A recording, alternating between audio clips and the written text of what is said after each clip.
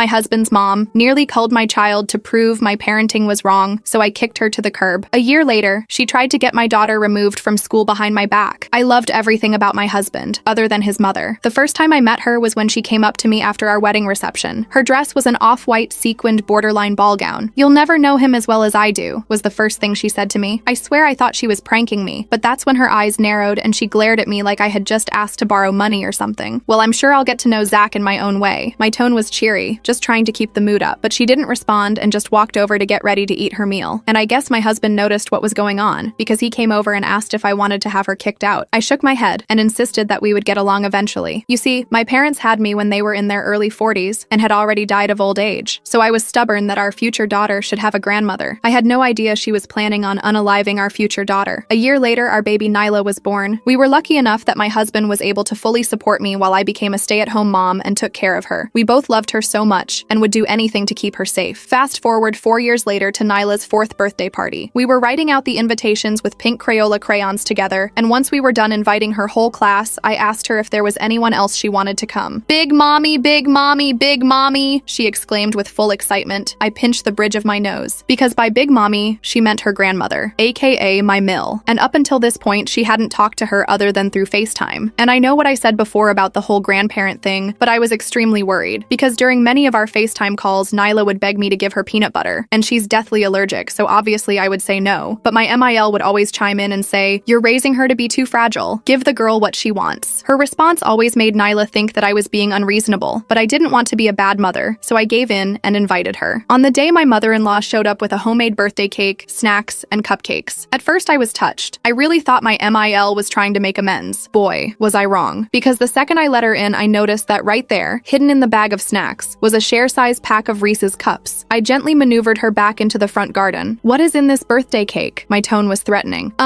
Just like, vanilla." I grabbed it from her and smelled it. Yep, it was peanut butter. "You can either leave all your BS in the car and come inside without it, or drive home." She tried to push past me, thinking I wasn't serious, but I shoved her away. Eventually, she retreated to her car and returned empty-handed. I would have told my husband about it, but the last thing I wanted was for the day to become about my mother-in-law instead of Nyla, so I settled for keeping a close eye on her while making sure she enjoyed the party. The rest of the party was pretty smooth sailing. Pink wrapping paper covered the floor, kids bought music playing, party hats, you know the drill. It wasn't until the end that my mother-in-law burned my entire life to the ground, because that's when Nyla started crying. TBH, at first I thought she just wanted attention, so I let all her friends hug her and ask if she was okay. But after just 30 seconds, she was coughing hard, like really hard. The skin turned red, and she was scratching at her throat. "Sarah," my name. "What did you do?" My mother-in-law screamed like a banshee. I completely ignored her and just focused on dialing 911 with tears in my eyes. Luckily, the paramedics were able to give her a full recovery, because the cause was simple. Someone had given Nyla peanuts. The entire class of moms stared at me while the paramedics interrogated me about whether or not I was neglectful. In the end, they concluded I was a good mom, and they left us alone. But it was still enough to plant the seed that I was unfit to parent. That night, my husband and I were removed from the parent group chat on WhatsApp. My phone was bombarded with texts from parents informing me that they didn't want their child anywhere near my home. It was so overwhelming that I spent the entire night crying into my husband's arms. I really felt like I had let Nyla down. My husband blocked his mom on everything and promised we would never see her again. This calmed me down, but not for long, because the next morning we woke up to a knock at the door. It was CPS. The social worker had tattoos covering her arms, and her face was filled to the brim with Botox. She didn't even say anything, just shoved past me and started opening all of my cupboards. "OMG, what the actual F is this?" she screamed when she spotted a jar of peanut butter. It was at the very top, somewhere Nyla wouldn't be able to reach. "Sarah was right. Your child is better off with her." I buried my face in my hands. "It's my husband's. It's kept where Nyla can't reach it, and I never touch it without washing my hands thoroughly afterward," I explained, trying to keep my voice steady. She raised an eyebrow and wrote something down. "And yet your daughter had an allergic reaction yesterday?" "Yes, at her birthday party. We believe someone gave her something with peanuts in it." "Someone? Or you?" she asked, her pen hovering over the paper. I felt my blood pressure rising. I would never give my daughter something that could cull her. She spent another 20 minutes looking through our medicine cabinet, checking expiration dates on everything, and even opening our washing machine to inspect it. She kept making these judgmental little noises under her breath, clicking her tongue and sighing dramatically. "Is this how you normally keep your home?" she asked, pointing to a single toy on the living room floor, a small stuffed unicorn that Nyla loved to carry everywhere. "Yes," We let our daughter play with her toys, I replied, trying to keep my voice steady, though I could feel my nails digging into my palms. She wrote something down with a dramatic sigh. Finally, she handed me a card with her contact information, the edges slightly bent. I'll be filing my report. We'll be in touch about next steps. In the meantime, I suggest you think hard about whether this environment is really suitable for a child with special medical needs. After she left, I called Zach at work. He came home immediately, his tie loosened and his face pale with worry, and we sat down to figure out what was happening. We realized his mother must have called CPS using her own name to make it seem like a concerned third party was reporting us. She's trying to take Nyla from us, I said, my voice breaking. Over my dead body, Zach replied, pulling out his phone to call a lawyer, his knuckles white as he gripped the device. That night, we couldn't sleep. We kept checking on Nyla, making sure she was breathing okay after the allergic reaction. I kept replaying the birthday party in my head, trying to figure out when someone could have given her peanuts. The only person with access to peanut products was my mother-in-law. The next day, I got a text from one of the moms who had been at the party. Just wanted to let you know, I saw your MIL giving Nyla something from her purse when you were cutting the cake. Thought you should know. My hands started shaking so bad I dropped my phone. She had actually done it. She had deliberately given Nyla something with peanuts in it, knowing it could cull her. What kind of monster does that to their own granddaughter? I showed Zach the text, and he went completely white. She could have culled her, he whispered. My own mother could have culled our daughter. We spent the rest of the day documenting everything. The texts from the other mom, the CPS visit, the history of my mother-in-law's comments about Nyla's allergy. We took photos of how we stored the peanut butter safely, and I even recorded a video explaining our allergy protocols. Zach called our lawyer again, who advised us to gather as much evidence as possible, but I had this sinking feeling in my stomach. This wasn't over. This was just the beginning of whatever twisted plan my mother-in-law had cooked up, and somehow, she had managed to turn everyone against us in the process. As I looked at Nyla sleeping peacefully that night, her small chest rising and falling, I made a silent promise that I would protect her at all costs, even if it meant fighting the whole world. I woke up the next morning with my eyes swollen from crying. Zach had already gotten up and was making breakfast for Nyla. I could hear her giggling in the kitchen as he pretended to be a robot flipping pancakes. For a moment, everything felt normal. Then I remembered the CPS visit and my stomach dropped. We need a plan, I said to Zach once Nyla was distracted with her favorite cartoon. Your mom is trying to take our daughter. Zach nodded, his jaw tight. I called the lawyer again this morning. He says we need to document everything and file a formal complaint about that CPS worker. Her investigation was completely unprofessional. I agreed and spent the morning writing down everything I could remember about the visit, the way she pushed past me without introducing herself properly, how she ignored all the safety measures we had in place, the snide comments about my housekeeping. When I finished, I had 3 pages of notes. That afternoon, Zach filed a complaint about the CPS worker's behavior. The person on the phone sounded bored and told us they'd look into it. I didn't have much hope anything would come of it. We need to be proactive, I told Zach that night after we put Nyla to bed. I don't trust that CPS worker, and I definitely don't trust your mom. The next day, I ordered security cameras for inside our house. Nothing creepy, just one for the living room, kitchen, and Nyla's playroom. I wanted documentation of how we actually parented, not whatever twisted version Linda was telling people. I also started keeping a detailed log of everything we did with Nyla, what she ate, activities we did, who she talked to. It felt paranoid, but I needed to have proof we were good parents if things escalated. 3 days after the CPS visit, I took Nyla to preschool. The teacher, Miss Amber, who usually greeted us with a warm smile, barely looked at me. When I tried to chat with another mom I was friendly with, she suddenly remembered she had to make a phone call. Mommy, why is everyone being weird? Nyla asked, her big brown eyes looking up at me. I knelt down and straightened her little backpack. Sometimes grown-ups just have a lot on their minds, sweetie. When I picked her up that afternoon, Miss Amber handed me a note. This was in Nyla's cubby. I didn't see who left it. The note was typed on plain white paper. Real moms protect their kids. L. My hands started shaking. I showed Zach when I got home, and he immediately called the school to ask about their visitor policy. Anyone could have walked in and left that, he said, pacing our living room. This is completely unacceptable. The school director apologized and promised to tighten security, but the damage was done. Linda had found a way to get to us through Nyla's school. That weekend, we took Nyla to the park to try and give her some normalcy. She was running around the playground when I noticed a familiar car parked across the street. It was Linda's silver Lexus. I grabbed Nyla and pointed it out to Zach. She's watching us, I whispered, holding Nyla close. Zach marched toward the car, but it pulled away before he got close. When we got home, there was a voicemail on our landline. Just checking on my grandbaby, Linda's voice oozed fake sweetness. Since you won't let me see her, I have to make sure she's okay from a distance. That playground looks dangerous. All those germs and rough children. CPS might be interested in your negligent parenting choices. Zach deleted the message, his face red with anger. She's unbelievable. I'm calling the lawyer again tomorrow. The next week was relatively quiet, which made me even more nervous. It felt like Linda was planning something bigger. I was right. On Wednesday, I got a call from Nyla's school during nap time. Mrs. Thompson, there was an incident today we need to discuss. My heart raced as I drove to the school. The director met me in her office looking looking uncomfortable. "Someone called pretending to be you," she explained. "They said Nyla needed to be picked up early for a surprise trip. Luckily, our receptionist thought the voice sounded off and called your cell to confirm." I felt sick. "Someone tried to take my daughter? We didn't see who made the call," the director said. "And unfortunately, the security camera outside the office malfunctioned today." I didn't believe in coincidences. This had Linda written all over it. "We're concerned about having Nyla here," the director continued. "This situation seems to be escalating, and we need to consider the safety of all our students." I understood what she wasn't saying. They wanted Nyla gone. The liability was too great. That night, Zach and I decided to pull Nyla from preschool. He arranged to work from home 3 days a week, and I would homeschool her for now. It broke my heart to take away her friends and routine, but her safety came first. The following Monday, I took Nyla to a different playground, one across town where nobody knew us. She was playing in the sandbox when a woman approached me. "Are you Sarah?" she asked, looking nervous. "Yes, I'm Sarah," I replied, immediately on guard. "Oh," she looked confused. "I got an email about a dangerous mother at this park. It had your picture. Said you give your kid peanuts even though she's allergic." I felt like I'd been punched. "That's completely false. Who sent this email?" "Some local mom group," she shrugged. "I don't know the person who sent it. Just wanted to check." She walked away, but I noticed other parents watching me, whispering. I grabbed Nyla and left, tears stinging my eyes. When I got home, I searched local mom groups on Facebook. Sure enough, there was a post warning about me, including a blurry photo taken from a distance. It showed me standing in my kitchen, and you could just make out a jar on the top shelf that looked like peanut butter. The post claimed I was under CPS investigation for endangering my allergic child. "She's turning everyone against us," I told Zach that night. "She's isolating us from any support system." Zach looked defeated. I never thought my own mother would do something like this. The next day, Nyla was invited to a birthday party by one of her former classmates. I was surprised but happy she wasn't being completely ostracized. I RSVP'd yes immediately. 2 days before the party, the mom called to uninvite us. "I'm sorry, but we've heard some concerning things," she said awkwardly. "I think it's best if Nyla doesn't come." "What concerning things?" I demanded. "I got a voicemail from someone who says they're close to your family. They mentioned child endangerment and CPS involvement. I can't risk having that around the other children." I hung up without responding. Nyla was devastated when I told her she couldn't go to the party. She didn't understand why her friends didn't want to play with her anymore. It broke my heart. That night, I couldn't sleep. I kept thinking about the CPS worker and how quickly she'd sided with Linda. I decided to do some digging. I found her professional profile online and looked at her social media connections. To my surprise, I discovered that she had recently connected with Linda on a professional networking site. They weren't close friends, but they were definitely in the same extended social circle. "There's a connection between them," I told Zach, showing him my phone. "It's not direct, but they know some of the same people. This could explain her bias during the investigation." Zach looked concerned. "This is a potential conflict of interest. The CPS worker should have disclosed this connection and possibly recused herself." I created a fake social media account and did some more investigating. Through careful observation of their public interactions, I found evidence that the CPS worker had mentioned working on a case that was referred to her by someone in her network who was concerned about a child's welfare. I took screenshots of everything. The next morning, we woke up to the sound of something hitting our front door. When Zach opened it, he found our door and porch covered in egg. Our neighbor across the street, an elderly man named Mr. Peterson, was watering his lawn. "You folks had a visitor last night," he called out. "Silver car, older lady, drove by real slow around 2 a.m., then something flew at your door." Zach thanked him and came back inside, his face grim. "That's it. I'm going to confront her directly." I was worried about Zach facing Linda alone, but he insisted. He drove to her house while I stayed home with Nyla, anxiously waiting for updates. When he came back 3 hours later, he looked exhausted. "She denied everything," he said, collapsing onto the couch. "Cried and said we're alienating her from her granddaughter. Said she's filing for grandparent visitation rights through the court." "Can she do that?" I asked, panicking. "Our lawyer says she can try, but it's usually only granted in cases where the grandparent had an established relationship with the child, or if one parent is deceased. Neither applies here." I felt slightly relieved, but still uneasy. Linda was escalating her tactics, and I was worried about what she might do next. The following week, we received official notice that Linda had indeed filed for grandparent visitation rights. Her petition cited the peanut incident as evidence I was an unfit mother, mentioned the CPS involvement, and claimed Nyla's removal from school was an attempt to isolate her from outside support. "This is insane," I said, reading through the paperwork. "She's the one who gave Nyla peanuts. She's the one who called CPS. She's twisting everything around." Our lawyer advised us to gather as much evidence as possible before the hearing. We collected statements from our pediatrician about Nyla's allergy and our careful management of it. We got a letter from Zach's workplace confirming he was working from home to help with Nyla's education. We printed out the screenshots of the CPS worker's connection to Linda. The day before our court date, I was helping Nyla clean up her crayons when I noticed a drawing she'd made. It showed a tall figure labeled Big Mommy holding a bottle with magic drink written on it. Next to it was a smaller figure labeled Me, with tears coming down her face. "Nyla, sweetie, what's this picture about?" I asked, trying to keep my voice casual. Nyla looked up from her coloring. "Big Mommy said she has a magic drink drink that will make me not allergic to peanuts anymore, but it tastes yucky and makes my tummy hurt. I felt ice in my veins. When did Big Mommy tell you this? When she came to my school for lunch, Nyla said, already losing interest in the conversation and reaching for another crayon. She came to your school? I asked, trying not to sound as panicked as I felt. Uh-huh. She said it was our secret. I immediately called Zach, who came home early from work. We sat down with Nyla together and gently asked her more about these visits. Apparently, Linda had somehow been getting into the school during lunch periods, claiming to be on the approved pickup list. She'd been telling Nyla that I was keeping her sick on purpose, and that her magic drink would cure her. Did you ever drink the magic drink? Zach asked, his voice shaking slightly. Nyla shook her head. It smelled like the bad butter, the one that makes me get owies on my skin. Peanut butter. Linda had been trying to give Nyla peanut products, telling her it would cure her allergy. I felt physically ill. We called our lawyer immediately and added this new information to our case. He suggested we record any future interactions with Linda, which was legal in our state as long as one party consented to the recording. The next day was our court date. Linda showed up in a conservative navy dress, looking every bit the concerned grandmother. She had brought photo albums of Zach as a child and spoke tearfully about wanting the same close relationship with Nyla. She claimed I was unstable, possibly suffering from postpartum depression even years after Nyla's birth, and that I was using the peanut allergy to control everyone around me. I only brought peanut butter to test if the allergy was real, she told the judge, dabbing at her eyes with a tissue. So many mothers these days invent allergies for attention. I was concerned for my granddaughter's development. Our lawyer presented our evidence, the pediatrician's confirmation of the severe allergy, the screenshots showing Linda's connection to the CPS worker, statements from neighbors about the egging incident, and Nyla's disturbing drawing. The judge seemed concerned but didn't make an immediate decision. Instead, he ordered a temporary arrangement. Linda would get supervised visitation once a week, with a court-appointed supervisor present at all times. I was devastated but tried to stay positive. At least there would be someone watching her every move. The first visit was scheduled for the following Saturday. The supervisor, a woman named Carla, seemed professional and took her job seriously. Linda was on her best behavior, bringing appropriate gifts for Nyla and playing the role of doting grandmother perfectly. But I noticed how she kept telling Nyla that mommy's rules are too strict and grandma knows best. After the visit, Carla seemed charmed by Linda. She clearly loves her granddaughter, she told me. I don't see any reason for concern. This pattern continued for 3 more weeks. Linda would act perfect during the visits, while subtly undermining me to both Nyla and the supervisor. After the 4th visit, Carla submitted a report suggesting the supervision requirement be relaxed. I was at my breaking point. Linda was winning, and I felt powerless to stop her. That night, after putting Nyla to bed, I sat down with all of Nyla's recent drawings. There were more pictures of Big Mommy with the magic drink. In one, Nyla had drawn herself with spots all over her body, labeled after drink. I realized Linda was still trying to convince Nyla to drink something with peanuts in it. She was playing the long game, gain visitation rights, get the supervision removed, and then cure Nyla's allergy by exposing her to the very thing that could cull her. I knew I needed more concrete evidence than children's drawings, so I came up with a plan. The next time Linda dropped Nyla off after a visit, I would record our interaction and try to get her to reveal her true intentions. The opportunity came the following weekend. As Linda was saying goodbye to Nyla, I casually mentioned that Nyla had been talking about a magic drink. Oh, that's just a little game we play, Linda said with a dismissive wave. Kids and their imagination. I waited until Nyla was inside with Zach before continuing. She says you told her it would cure her peanut allergy. Linda's fake smile dropped. Well, maybe if you weren't so neurotic about every little thing, she wouldn't even have allergies. Children develop these things because their mothers are overprotective. I kept my phone recording in my pocket as I replied, allergies don't work that way. Exposure to peanuts could cull her. Linda rolled her eyes. Please, one day you'll thank me for fixing your child. My Zach never had any of these special needs. I raised him to be strong. By giving her something she's deathly allergic to? I asked, trying to keep my voice steady. Sometimes children need to build up tolerance, she said, her voice taking on a lecturing tone. All this coddling is why kids today are so weak. If you'd let me spend more time with her without your interference, I could help her overcome this so-called allergy. I had what I needed. I ended the conversation and went inside, my hands shaking as I played the recording for Zach. His face went from shock to rage to determination. We're ending this now, he said, calling our lawyer. With the recording, Nyla's drawings, and our previous evidence, we filed for an emergency hearing to revoke Linda's visitation rights. The judge listened to the recording and looked at the drawings, his expression growing more concerned by the minute. Mrs. Zachariah, he addressed Linda directly, are you telling this court that you believe you can cure your granddaughter's medically documented severe allergy by exposing her to the allergen? Linda tried to backtrack, claiming she was misunderstood, but the damage was done. The judge immediately suspended all visitation and ordered a full psychological evaluation before any further contact would be considered. As we left the courthouse, Linda followed us to the parking lot, screaming that we were keeping her from her rights as a grandmother. Several people stopped to watch the scene unfold, including one of the moms from Nyla's old preschool. I saw the recognition in her eyes as she witnessed Linda's unhinged behavior. The next day, that same mom texted me, I think I I owe you an apology. I believed some things I heard about you that I now realize weren't true. It was a small victory, but it felt huge after weeks of being isolated and vilified. Slowly, as word spread about Linda's behavior and the court's decision, other parents reached out too. The tide was beginning to turn. We still had a long road ahead. Linda wasn't giving up easily, and we knew we needed to stay vigilant. But for the first time in weeks, I felt like we might actually win this battle. Nyla was safe for now, and we had proof of what Linda had been trying to do. That night, as I tucked Nyla into bed, she asked me a question that broke my heart. "Mommy, is Big Mommy mad at me because I'm broken?" I held her close, fighting back tears. "You are not broken, sweetie. You are perfect exactly as you are. Big Mommy is confused about some things, and that's why she can't visit right now. Will she get unconfused?" Nyla asked, her eyes already drooping with sleep. "I don't know," I answered honestly, "but what I do know is that Daddy and I will always keep you safe. That's our most important job." As I watched her drift off to sleep, I made another silent promise. Not only would I protect her from harm, but I would also protect her from ever feeling like she was broken or wrong because of her allergy. And I would make sure Linda never had the chance to make her feel that way again. The next morning, I woke up feeling more determined than ever. This wasn't just about keeping Linda away from Nyla anymore. It was about making sure she understood that she would never be able to manipulate or harm our family again. We needed to be proactive, not just reactive. I started by calling Nyla's old preschool and explaining the situation in full. The director was horrified to learn that Linda had somehow been getting in during lunch periods. They immediately reviewed their security procedures and discovered that Linda had been claiming to be me, using my ID number from their system. They promised to implement photo verification for all visitors going forward. Then I reached out to the parents who had contacted me after witnessing Linda's courthouse meltdown. They were surprisingly supportive now that they knew the truth. One mom even admitted that she had received multiple anonymous emails about me, all coming from the same address, which turned out to be Linda's email with a slight variation. "She created a whole fake identity to spread rumors about you," the mom told me, sounding embarrassed for having believed it. I should have questioned it more. With each person I spoke to, the web of Linda's deception became clearer. She had been systematically working to isolate us from any support system, all while positioning herself as Nyla's savior. It was calculated and terrifying. But now that people knew the truth, Linda's power was diminishing, and I was determined to keep it that way. The next few days were weirdly quiet. No calls from Linda, no strange cars driving by our house, nothing. It made me super nervous, like when you're watching a horror movie and the music stops right before something jumps out. I kept checking our security cameras obsessively and made sure Nyla was never alone, not even for a minute. "Maybe she finally got the message," Zach said one night after we put Nyla to bed. He was scrolling through his work emails, trying to catch up on everything he'd missed while dealing with his mom's craziness. I shook my head. "I don't think so. This doesn't feel like giving up. It feels like regrouping." I was right. 3 days later, I got a text from a number I didn't recognize. "Thought you should see this. Linda's been telling everyone you're mentally unstable." There was a screenshot attached of a Facebook post in a private local mom group. Linda had created a whole fake profile under the name Sarah's Concerned Friend and was sharing all these made-up stories about me having episodes and dangerous behavior around Nyla. I showed Zach, and he immediately called our lawyer. "Can we get a restraining order based on online harassment?" he asked, pacing around our kitchen. The lawyer said we needed more direct evidence that it was actually Linda behind the account. So I made a plan. I created my own fake profile and joined the mom group. Then I sent a private message to Sarah's Concerned Friend, saying I had some information about the Thompson family that might be useful. Linda took the bait immediately. "I'm actually Nyla's grandmother," she wrote back. "I've been trying to protect her from her unstable mother. What information do you have?" I took screenshots of everything and sent them to our lawyer. He filed for an emergency restraining order the next day. The judge granted it temporarily, pending a full hearing in 2 weeks. I felt like I could breathe a little easier with the restraining order in place, but I was still on edge. Linda had proven she didn't respect boundaries, legal or otherwise. I doubled down on our security measures, adding motion sensor lights outside and making sure all our windows and doors were locked at all times. A week later, I took Nyla to the grocery store. We were in the cereal aisle when I heard someone call my name. I turned around and saw Catherine, one of the moms from Nyla's old preschool. My first instinct was to grab Nyla and walk away, but Catherine looked genuinely apologetic. "Hey, I just wanted to say I'm really sorry about everything," she said, fidgeting with her shopping list. "I should have talked to you directly instead of believing rumors." I nodded, still cautious. "It's been a really hard time for us." "I bet," she said. "Look, there's something you should know. Linda came to our monthly book club last week. She didn't know I was friends with Megan, who saw her meltdown at the courthouse. She was telling everyone you've been diagnosed with Munchausen by proxy, and that's why you're making up Nyla's allergy." My blood ran cold. "That's completely false." "I know," Catherine said quickly. "Megan called her out on it and Linda went ballistic, started screaming about how everyone was against her and how she was going to save Nyla one way or another. It was scary, honestly." I thanked Catherine for telling me and hurried through the rest of our shopping. As soon as we got home, I told Zach what happened. He called the lawyer again to update him on this new development. The day of our restraining order hearing arrived. I was a nervous wreck, checking and double-checking that we had all our evidence organized. We had the screenshots of Linda's fake profile, statements from from parents who had witnessed her behavior, the recording of her talking about curing Nyla's allergy, and now Catherine's written statement about the book club incident. We arrived at the courthouse early. Our lawyer met us in the lobby, looking confident. "We have a solid case," he assured us. "The judge takes threats to children very seriously." Linda showed up right before the hearing started. She was wearing a conservative gray dress and had her hair pulled back in a tight bun. She looked like she was auditioning for the role of respectable grandmother in a Lifetime movie. Her lawyer was a slick-looking guy in an expensive suit who kept checking his watch. The hearing started with our lawyer presenting our evidence. The judge listened carefully, occasionally asking clarifying questions. When the recording of Linda talking about fixing Nyla's allergy was played, I saw the judge's expression harden. Then it was Linda's turn. Her lawyer tried to paint her as a concerned grandmother who was being alienated from her granddaughter. He claimed I was the unstable one, making up stories about Linda to keep her away from Nyla. "Your Honor, my client has never given her granddaughter peanut products," her lawyer said smoothly. "These allegations are completely fabricated by a mother who is using her daughter's supposed allergy to control everyone around her." I felt Zach tense beside me. The lawyer continued, "We have evidence that Mrs. Thompson has been diagnosed with anxiety and depression in the past. We believe she is projecting her own issues onto her mother-in-law." That was a low blow. I had seen a therapist briefly after Nyla was born for some mild postpartum anxiety. It was completely normal and had nothing to do with my parenting abilities. Our lawyer objected, pointing out that my mental health history was irrelevant and that we had concrete evidence of Linda's dangerous behavior. The judge sustained the objection. Then Linda took the stand. She put on a tearful performance about how much she loved Nyla and how worried she was about her well-being. "I just want what's best for my granddaughter," she said, dabbing at her eyes with a tissue. "I've never tried to harm her. I simply questioned whether her allergy was being managed properly." Our lawyer cross-examined her, bringing up the recording. "Mrs. Zachariah, in your own words, you stated that you wanted to fix your granddaughter by exposing her to peanuts. How do you explain that?" Linda's face hardened for a split second before she composed herself. "I was frustrated and speaking metaphorically. I would never actually give her peanuts. And the magic drink you told her about, the one that would cure her allergy, that was just a game," Linda insisted. "Children love magical thinking." Our lawyer then pulled out a surprise piece of evidence, a receipt from Linda's credit card showing she had purchased peanut butter the day before her supervised visit with Nyla. "Can you explain why you purchased this item when you knew your granddaughter has a life-threatening allergy to it?" Linda looked flustered. "I eat peanut butter myself. It had nothing to do with Nyla. Yet you told Nyla about a magic drink that smelled like the bad butter that gives her always on her skin." "Those are her words, Mrs. Zachariah." Linda's facade finally cracked. "She needs to build up tolerance," she snapped. "All these allergies kids have nowadays are because parents coddle them too much. When I was raising Zach, we didn't have all these special snowflake conditions." The courtroom went silent. Even her lawyer looked shocked at her outburst. The judge called for a brief recess, and Linda's lawyer immediately pulled her aside, speaking to her in harsh whispers. When court resumed, the judge didn't waste any time. "Based on the evidence presented, I am granting a permanent restraining order prohibiting Linda Zachariah from contacting Sarah Thompson, Zachary Thompson, or Nyla Thompson in any way. This includes in person, by phone, email, social media, or through third parties. Mrs. Zachariah is to remain at least 500 feet away from the Thompson family's home, Nyla's school, and any other location where they are present." I felt tears of relief spring to my eyes. The judge continued, "Furthermore, I am ordering Mrs. Zachariah to undergo a psychological evaluation before any reconsideration of this order can take place. This court takes threats to children very seriously, especially when those threats come from family members who should be protecting them." Linda stood up, her face contorted with rage. "This is ridiculous. She's turned my own son against me. She's poisoning my granddaughter against me. Mrs. Zachariah, control yourself or you will be held in contempt," the judge warned. Linda's lawyer grabbed her arm and whispered something to her. She sat down, still fuming. As we left the courthouse, I felt like a massive weight had been lifted from my shoulders. Zach looked relieved but sad. "I never thought it would come to this," he said quietly as we walked to our car. "My own mother. I'm sorry it had to be this way," I told him, squeezing his hand. "I really did try to make it work with her." "I know," he said. "This isn't on you. She made her choices." We picked up Nyla from my friend Anna's house, where she'd been playing during the hearing. She ran to us with a crayon drawing in her hand. "Look what I made," she exclaimed, holding up a picture of our family, just the three of us, standing in front of our house with big smiles. That night, after Nyla was asleep, Zach and I sat down to talk about next steps. "I think we should move," he said. "Not far, just to a different neighborhood, somewhere Linda doesn't know the address." I agreed. "And maybe a new preschool for Nyla too, a fresh start for all of us." Over the next few weeks, we found a house in a nearby town and enrolled Nyla in a new preschool that had excellent security measures and was very accommodating of her allergy. We didn't tell anyone our new address except for a few trusted friends. Moving day was exhausting but exciting. Nyla loved her new pink bedroom, and I loved the bigger kitchen with plenty of counter space for cooking allergy-safe meals. Zach seemed more relaxed than he had been in months. As we were unpacking, our doorbell rang. I froze, immediately thinking of Linda. Zach went to check the security camera we'd installed and relaxed. "It's just our new neighbors," he said. I opened the door store to find a friendly-looking couple with a little boy about Nyla's age. They introduced themselves as David and Rose and their son Bobby. They had brought us a welcome basket with a handwritten note that said, "We heard you have a peanut allergy in the family, so everything in here is nut-free." I almost cried at their thoughtfulness. We invited them in for coffee, and while the kids played, we chatted about the neighborhood. It felt so normal, so drama-free. I hadn't realized how much tension I'd been carrying until I felt it begin to melt away. Over the next few months, Nyla thrived in her new environment. She made friends at her new preschool and loved her teacher, Miss Campbell. Her allergy was taken seriously by everyone, and she never had to feel different or broken because of it. We heard through Zach's cousin that Linda had been telling everyone we moved to Alaska to keep Nyla away from her. We decided to let her believe that. The further she thought we were, the better. One day at a local moms group meetup, I met a woman named Christine who had recently moved to the area. As we chatted, she mentioned she used to live in our old town. "Do you know Linda Zachariah?" she asked casually. I tensed up immediately. "Why do you ask?" Christine sighed. "She was banned from seeing my sister's kids years ago. Same kind of stuff. Undermining parenting decisions, ignoring allergies, trying to turn the kids against their mom. I just wondered if you'd had any run-ins with her, living in that area." I was stunned. "She's my mother-in-law," I admitted. "We actually moved here to get away from her." Christine nodded knowingly. "You're not the first. My sister moved to Colorado for the same reason." It was oddly comforting to know we weren't Linda's first targets. It confirmed that none of this was our fault. It was all Linda's issues. But it also made me sad to think about how many families she had hurt with her behavior. 6 months after our move, we celebrated Nyla's 5th birthday at our new house. It was a small party with her new friends, pink balloons everywhere, and a nut-free cake that I made myself. No drama, no emergencies, no Linda. As I watched Nyla laughing and playing with her friends, I felt a deep sense of peace. We had protected her from someone who was supposed to love her, but instead tried to harm her. We had rebuilt our lives in a new community that accepted and supported us. And most importantly, Nyla was happy, healthy, and safe. That night, after all the guests had gone home and Nyla was tucked into bed with her new stuffed unicorn, Zach and I sat on the back porch with glasses of wine. "We did it," I said, clinking my glass against his. "We protected our family." "We sure did," he replied, putting his arm around me, "and we always will." I leaned into his embrace, watching the stars come out in the clear night sky. Linda was out of our lives for good, and our future was brighter than ever.